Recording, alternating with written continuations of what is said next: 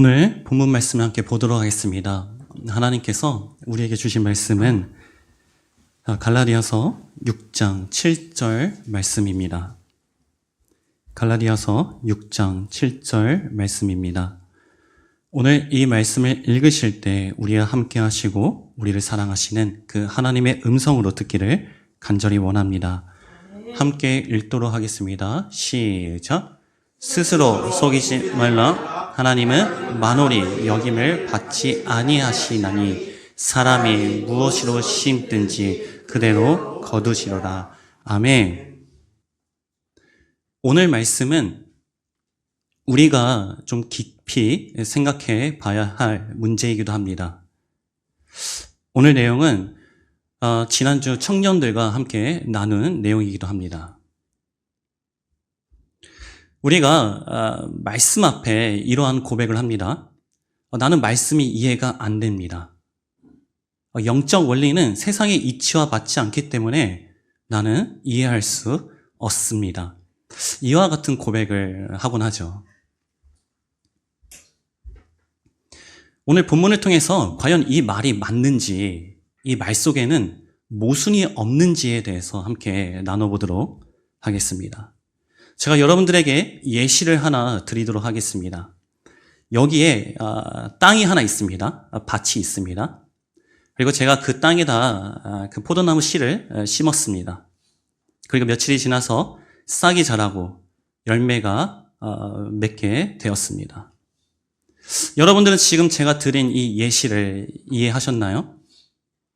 아마 여기 계신 모든 분들은 다 이해하셨으리라 생각이 듭니다. 그러면 여러분들은 어떻게 이 이야기를 이해할 수 있었을까요? 어떻게 이해하셨나요? 이 세상에는 어떤 환경과 상황에 있을지라도 변하지 않는 원리와 법칙이 한 가지 있습니다. 그러니까 불변하지 않는 원리가 있다는 것이죠. 그게 과연 무엇일까요? 이 원리는 어떤 조건을 가진 사람도 모두 다 이 원리 속에서 살아가고 적용을 받고 있습니다. 과연 그 원리는 무엇일까요? 과연 그 법칙은 무엇일까요? 한번 마음속으로 여러분들 대답을 해보시길 바라겠습니다. 바로 뭐냐면 인과율의 법칙입니다. 즉 원인에 의한 결과라는 원리이죠. 이 법칙은 이 세상에 어떠한 환경과 상황에 있을지라도 이 법칙은 다 적용이 되며 사람을 비롯하여 모든 생명체, 모든 물질은, 세상에 존재하는 모든 물질은 이 원리 안에서 존재하고 있습니다. 그리고 이 세상은 이 원리 안에서 흘러가고 있죠. 그래서 여러분들은 우리는 이 원리 속에서 살아가고 있기 때문에 여러분들이 인지하고 있든 인지를 못하고 있든 이 원리를 이해하고 있는 것입니다. 그래서 제가 아까 드린 그 예시, 원인을 의미하는 포도나무 씨를 심었더니 결과를 의미하는 열매가 맺어졌다라는 이 예시를 여러분들은 이해할 수 있었던 것입니다. 그러면 여러분들 이 원리는, 이 법칙은 과연 어디서 비롯되었을까요? 제가 아까 말씀드린 대로 모든 세상에 존재하는 모든 물질은 이 원리 안에서 살아가고 있습니다. 그런데 만약에 이 원리 범위를 벗어나는 것이 하나가 생겼습니다. 그것이 무엇이든 간에, 그것이 존재든 간에 우리는 그 존재를 바로 신이라고 부를 수 있습니다. 성경은 그 존재를 하나님이라고 얘기하고 있죠. 우리 출애굽기 3장 14절을 보도록 하겠습니다. 시작. 하나님이 모세에게 이르시되 나는 스스로 있는 자니라. 또 이르시되 너는 이스라엘 자손에게 이같이 이르기를 스스로 있는 자가 나를 너에게 보내셨다 하라. 아멘. 본문에서 하나님께서는 자기를 처음으로 소개하는 장면입니다. 본문에서 하나님은 본인을 나는 스스로 있는 자이다 라고 소개를 합니다. 여기서 스스로 있다는 그 있다가 다른 의미로 쓰이기도 하는데 바로 발생하다입니다. 이러한 의미를 분명하게 보여주는 것이 창세기 1장 3절입니다.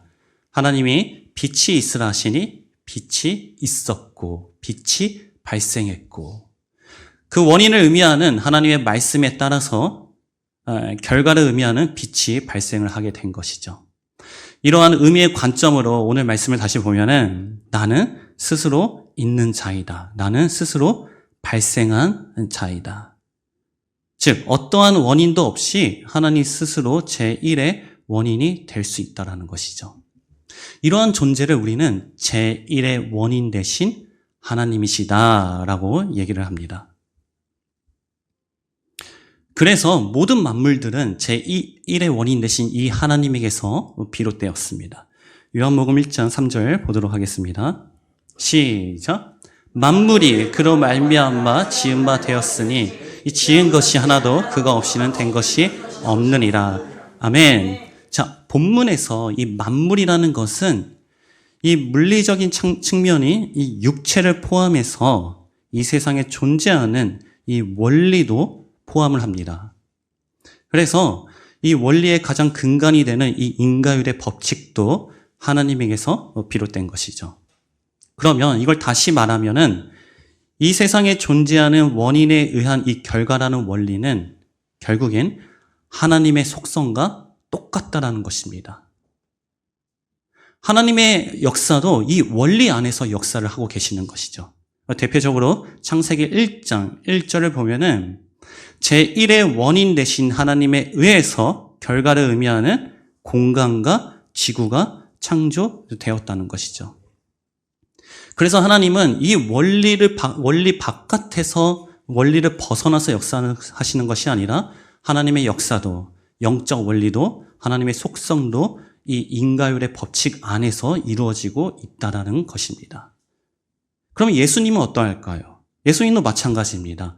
공생애 때 예수님의 역사를 가만히 살펴보면 예수님이 하시는 말씀이나 역사 속도 그 원리를 벗어나지 않고 있습니다. 마태복음 7장 16절에서 18절 보도록 하겠습니다. 시작. 그들의 열매도 그들이 알지니 가시나무에서 포도를 엉겅퀴에서 무화과를 따겠느냐. 이와 같이 좋은 나무마다 아름다운 열매를 맺고 못된 나무가 나쁜 열매를 맺나니 좋은 나무가 나쁜 열매를 맺을 수 없고 못된 나무가 아름다운 열매를 맺을 수 없느니라. 아멘. 자, 예수님께서 이 비유를 들으실 때 원인을 의미하는 좋은 나무에 의해서 결과를 의미하는 좋은 열매가 맺어진다라는 이 비유를, 이 이야기를 여러분들은 이해하지 못하는 사람이 있을까요? 모두 다 이해를 하셨습니다. 그렇죠? 그러면 예수님은 이 세상에 존재하는 이 인과율의 법칙을 왜 얘기를 하셨을까요? 마태복음 7장 21절입니다. 시작. 나더러 주여 주여 하는 자마다 천국에 다 들어갈 것이 아니요 다만 하늘에 계신 내 아버지의 뜻대로 행하는 자라야 들어가리라. 아멘. 예수님께서 세상에 존재하는 그 인과율의 법칙을 얘기하신 이유가 바로 이 천국의 원리를 얘기하시기 위해서입니다. 천국에 들어가는 조건은 결과를 의미하는, 즉 주여 주여 하는 자, 결과에 따라서 천국에 들어가는 것이 아니라 그 원인을 의미하는 하나님의 뜻을 행하는 자, 그에 따라서 천국에 들어갈 수 있다는 것이죠. 여기서 하나님의 뜻을 행한다는 게 무엇입니까? 요한복음 1장 12절로 보면은 영접하는 자. 하나님의 뜻을 이루는 것은 뭐냐면 하나님을 내 마음 가운데 주인으로 모시는 것이죠. 다시 얘기해서 하나님을 주인으로 모시는 그 신령이라는 그 원인에 따라서 주여 주여라고 하는 그 고백의 결과가 드러나게 된다는 것이죠. 이러한 자가 천국에 들어갈 수 있고 천국의 조건은 절대적으로 원인에 있다라는 것입니다. 이렇게 예수님은 세상의 원리를 가지고 영적 원리를 설명을 하고 있습니다. 왜 그러실 수 있을까요? 이 속성이 똑같기 때문입니다. 자, 마태복음 13장 3절에서 8절 보도록 하겠습니다. 시작. 예수께서 비유로 여러 가지를 저희에게 말씀하여 가라사대 씨를 뿌리는 자가 뿌리러 나가서 뿌릴새 덜어는 길가에 떨어짐에 새들이 와서 먹어버렸고 더러는 흙이 얇은 돌밭에 떨어짐에 흙이 깊지 아니하므로 곧 싹이 나오나 해가 돋은 후에 타져서 뿌리가 없으므로 말랐고 더러는 가시떨기 위에 떨어짐에 가시가 자라서 기운을 막았고 더러는 좋은 땅에 떨어짐에 혹 100배, 혹 60배, 혹 30배의 결실을 하였느니라. 아멘.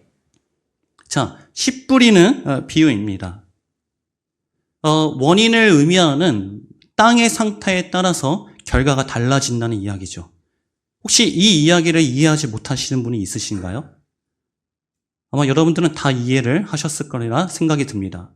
요거는 그 누구도 우리가 볼 수 있고 이해할 수 있는 인과율의 법칙을 예수님께서 지금 말씀을 하고 계시는 것입니다. 그러면 왜 이런 비유를 하셨을까요? 마태복음 13장 11절을 보도록 하겠습니다. 시작.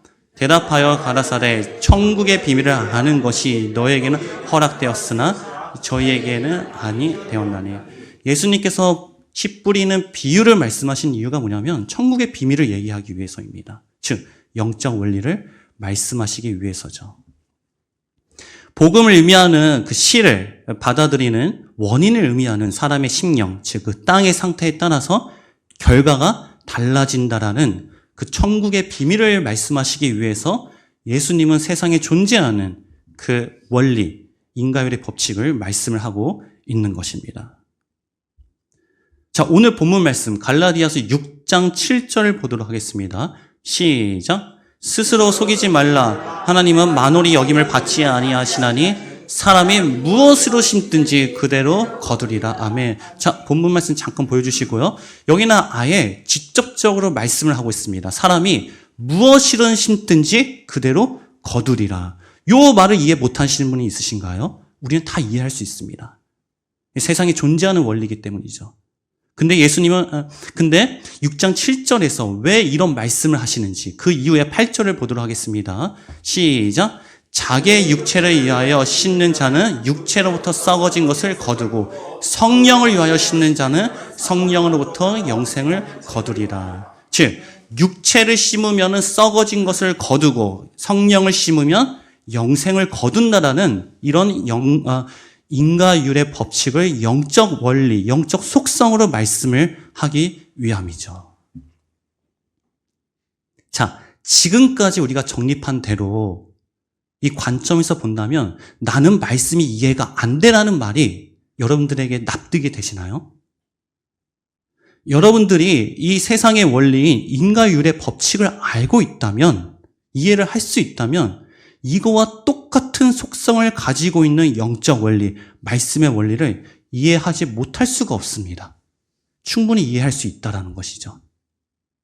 제가 청년들에게도 이렇게 말씀을 나눴을 때, 이 시점에서 물어봤을 때 아무도 이 말에 대해서 논리적으로 이성적으로 반박하는 사람은 아무도 없었습니다. 다 인정을 했습니다. 그런데 그럼에도 불구하고 우리는 난 말씀이 이해가 안 돼. 영적 원리는 뭔가 뜬구름과 같은 이야기인 거야 라고 고백을 하는 사람들이 있죠. 왜 그러한 고백이 나올까요? 여기서 우리 자신을 객관적으로 솔직하게 나에 대한 제한, 나에 대한 편견을 다 버리고 솔직하게 말씀을 대하는 우리 자신을 솔직히 봤으면 좋겠습니다. 저를 비롯하여 우리는 말씀에 대해서 그렇게 큰 관심을 가지고 있지 않습니다. 우리가 말씀을 이해를 못하는 게 아니라 관심이 없었던 것입니다. 그러니까 솔직하게 나와야 되는 고백이 뭐냐면 나는 말씀이 이해가 안 되라는 게 아니라 나는 말씀에 관심이 없었구나 라는 것이죠. 아무리 간단한 것이고 간단한 원리여도 이게 내 옆에 바로 있다고 하더라도 내가 여기에 관심을 두지 않으면 이건 절대 알 수가 없습니다. 이거와 똑같은 원리죠. 성경에서는 내가 하나님에 대한, 말씀에 대한 관심만 있다면 하나님은 내가 원하는 만큼, 원하는 방향으로 알려주시고 찾을 수 있다라고 지금 말씀을 하고 있습니다.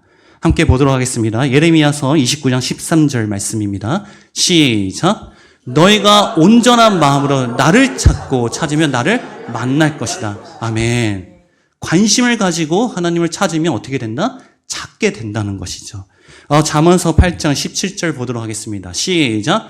나를 사랑하는 자들이 나의 사랑을 입으며 나를 간절히 찾는 자가 나를 만날 것이니라. 아멘. 하나님에 대해서 간절히 관심을 가지면, 우리 관심을 하나님께 두면은 하나님을 분명히 만나게 될 것이고, 그 하나님을 만나게 된다는 것은 말씀을 알 수 있다는 것이죠. 신명기 4장 29절 보도록 하겠습니다. 시작. 그러나 내가 거기서 내 하나님 여호와를 구하게 되리니 만일 마음을 다하고 성품을 다하여 그를 구하면 만나리라. 아멘. 그를 구한다는 것은 하나님께 관심을 둔다는 것이죠. 말씀에 관심을 둔다는 것이죠. 그러면 하나님께서 그 원하는 만큼 그 방향대로 알려주신다는 것입니다. 그래서 우리가 말씀 앞에 솔직하게 해야 되는 고백은 말씀이 이해가 안 되라는 게 아닙니다. 내가 말씀에 대해서 관심이 없었습니다. 라는 고백이죠. 제가 청년들에게도 이 말을 하면서 제가 당부한 것이, 지금까지 여러분들이 나는 말씀이 이해가 안 되라는 사고 방식으로 살아왔다면 그거를 반드시 지금이라도 바꿔야 된다. 왜냐하면 그게 하나님께 나아가는 첫 출발점이기 때문이에요. 그러한 잘못된 생각을 가지고 계속해서 교회를 다니고 신앙생활을 하고 아무리 모든 예배 다 참여를 할지라도 그 사고방식이 바뀌지 않는 한 그 사람은 전혀 잘못된 방향으로 가고 있게 되는 것이죠. 지금 이 시점에서 혹시나 그런 하나님에 대한, 말씀에 대한 오해가 있다면 내가 말씀을 이해를 못하는 게 아니라 말씀에 대해서 관심이 없었구나 라는 그런 사고 체계가 바뀌기를 간절히 원합니다. 이것은 기도의 관점에서도 마찬가지입니다. 마태복음 7장 7절부터 11절 보도록 하겠습니다. 시작. 구하라 그러면 너희에게 주실 것이요, 찾으라 그러면 찾을 것이요, 문을 두드리라 그러면 너희에게 열릴 것이니 구하는 이마다 얻을 것이요, 찾는 이가 찾을 것이요, 두드리는 이는 이에게 열릴 것이니라. 너희 중에 누가 아들이 떡을 달라 하면 돌을 주며 생선을 달라 하면 뱀을 줄 사람이 있겠느냐? 너희가 악한 자라도 좋은 것으로 자식에게 줄 알거든 하물며 하늘에 계신 너희 아버지께서 구하는 자에게 좋은 것으로 주시지 않겠느냐? 아멘. 기도라는 것은 결국엔 내가 하나님께 관심이 있기 때문에 하나님께 기도를 하는 것입니다. 오늘 말씀대로 아들이 떡을 달라 하면 누가 돌을 주겠느냐? 누가 뱀을 주겠느냐? 이 말씀대로 우리를 창조하시고 우리를 가장 사랑하시는 그 하나님께서 우리가 조금이라도 관심을 하나님께 두면은 하나님께서 말씀, 자기를 우리에게 안 알려주실까요? 당연히 알려주시죠. 우리의 그 수준대로, 우리와 맞는 그 방법대로. 그래서 이 시점부터 우리가 말씀에 대해서 난 이해가 할 수 없어, 이해를 못해 라는 그런 고백이 아니라 내가 하나님 앞에, 말씀 앞에 진짜 관심이 없었었구나 라는 그 고백이 우리 심령 가운데 나오기를 간절히 원합니다. 자, 한 가지 더 보도록 하겠습니다. 우리가 하나님께 관심을 두고 이제 알았습니다. 말씀이라는 것은 결국에 내가 하나님 앞에 엎드리면 하나님이 나에게 역사를 하시는 거구나 라는 것을 알았습니다. 그런데 제가 한번 여쭤보겠습니다. 그걸 알았다고 하더라도 그게 잘 되던가요? 잘 안 되죠. 자, 말씀과 우리가 말씀을 대할 때 이해의 문제가 아니라 이제 관심의 문제라는 걸 알았습니다. 그러면 정확하게 우리가 말씀에 관심을 가지고 말씀 앞에 딱 섰을 때 그때 나오는 고백은 관심의 문제를 넘어서 이제는 능력의 문제입니다. 다시 말해서 내가 안 되는 거구나. 내 스스로 알 수 없구나. 내 스스로 하나님 앞에 엎드릴 수 없구나. 이 고백이 우리가 말씀을 정확하게 섰을 때, 말씀 앞에 섰을 때 나와야 한다는 고백이죠. 대표적으로 누가복음 5장 8절 보도록 하겠습니다. 시작.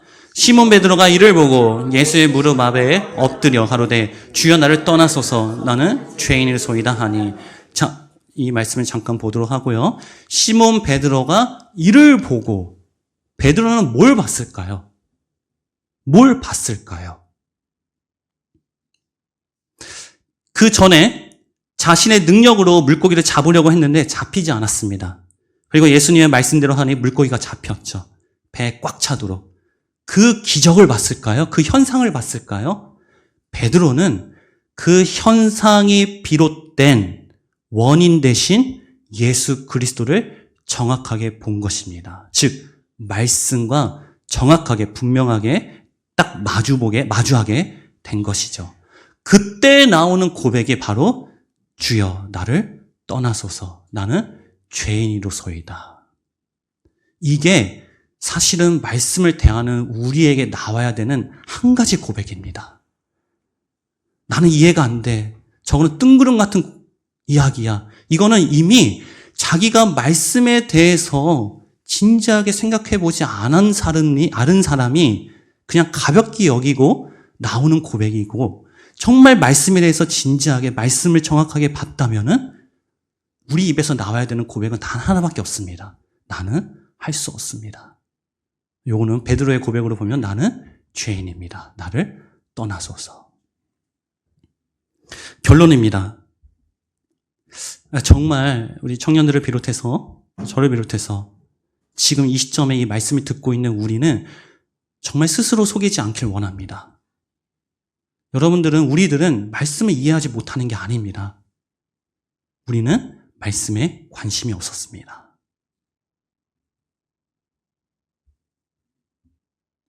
우리가 말씀 앞에 할 수 있는 유일한 고백은, 나와야 되는 한 가지 고백은 바로 이거죠. 나는 죄인입니다. 나는 할 수 없습니다. 그러면 우리가 이 고백을 할 때, 우리가 말씀 앞에 이 고백을 할 때, 과연 예수님은 우리에게 어떻게 반응할까요? 여기서 끝나면 우리는 너무 좌절스러워밖에 없습니다. 나는 못합니다. 계속해서 못합니다. 근데 이러한 고백이 우리 가운데 되어질 때 예수님이 어떻게 반응을 하시는지 함께 보도록 하겠습니다. 누가복음 5장 10절입니다. 시작. 세베대의 아들로서 시몬의 동업자인 야고보와 요한도 놀랐습니다. 예수께서 시몬에게 일러 가라사대 무서워 말라. 이제 후로는 내가 사람을 취하리라 하시니. 아멘. 고기를 잡던, 세상에 얽매이고 세상에 매몰되어 있던, 창세기 2장 7절 말씀으로 보면 흙에 매몰되어 있던 사람을 그 고백을 통해서, 말씀을 대하는 그 고백을 통해서 예수님께서 사람을 낚는 어부가 되게 하시는 것이죠. 그래서 우리가 다 알다시피 베드로의 모습이 사도행전 2장 이후에 그 회당장들 앞에서 담대하게 예수님을 부인하지 않고 예수님을 드러내는 그런 담대한 사람으로 예수님이 바꿔주신다는 것입니다. 우리는 죄인인데 이 죄인을 예수님이 의인으로 바꿔주신다는 것이죠. 우리가 지난주 아브라함의 말씀을 볼까요? 이삭을 바쳐라. 아브라함이 그 이삭을 바치러 가는 그 장소에 가는 그 거리가 며칠이 걸렸다는 걸 성경에서 보신 적 있나요? 3일입니다. 3일. 그 3일이나 시간은 아브라함에게는 굉장히 많은 하나님 안에서 자기를 부인하고 하나님과의 갈등과 씨름하는 시간일 것입니다. 그 시간을 통해서 아브라함은 하나님께 이삭을 바칠 수 있었던 것이죠. 그랬더니 하나님께서 아브라함에게 어떤 축복을 내리시나요? 창세기 22장 17절 보도록 하겠습니다. 시작.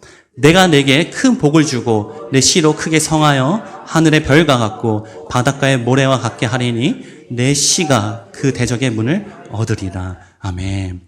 이러한 축복이 아브라함에게 또 우리에게 있게 되는 것이죠.